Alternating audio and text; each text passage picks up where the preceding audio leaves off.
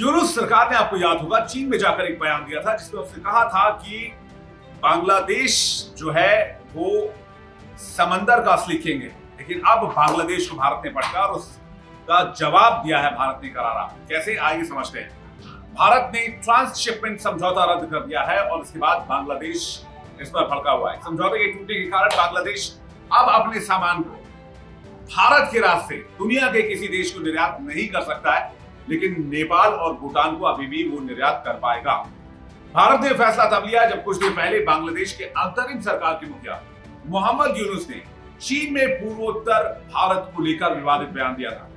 इस बीच यूनुस के नेतृत्व वाली अंतरिम सरकार के वाणिज्य सलाहकार शेख बशीरुद्दीन ने दावा किया है कि भारत द्वारा ट्रांसशिपमेंट सुविधा रद्द करने से बांग्लादेश को कोई परेशानी नहीं होगी, लेकिन सच्चाई तो यह है कि बांग्लादेश की आर्थिक स्थिति डामाडोल हो जाएगी। यूनुस ने कहा था कि भारत का पूर्वोत्तर चारों ओर से जमीन से घिरा हुआ है और उनका इस इलाके में एकमात्र समंदर का सिकंदर है। भारत की तरफ जब यह बयान आया तो भारत ने इस पर कड़ी प्रतिक्रिया जाहिर की, जिसके बाद भारत ने ट्रांसशिपमेंट समझौता रद्द कर दिया। दरअसल 29 जून 2020 को भारत ने तीसरे देशों को बांग्लादेशी सामानों के शिपमेंट के लिए अपने क्षेत्र के उपयोग की अनुमति देते हुए एक आदेश जारी किया था।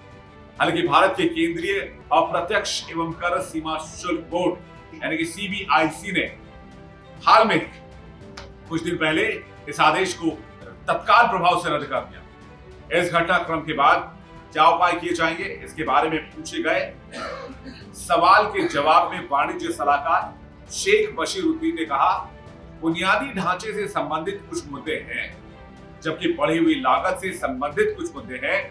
हम इन मामलों पर काम कर रहे हैं। हमें उम्मीद है कि चुनौतियों पर काबू पाया जा सकता है। लेकिन भारत के इस झटके के बाद बांग्लादेश की आर्थिक स्थिति और खराब हो सकती है, क्योंकि बांग्लादेश अपने सामान को निर्यात करने के लिए अब तक भारत पर निर्भर था, खासकर 2020 के बाद। लेकिन अब इस झटके के बाद बांग्लादेश क्या करेगा, कैसे उभरेगा, या फिर बांग्लादेश की हेकड़ी भारत ने निकाल दी? आप क्या मानते हैं, बांग्लादेश के लिए कितना बड़ा सेटबैक है?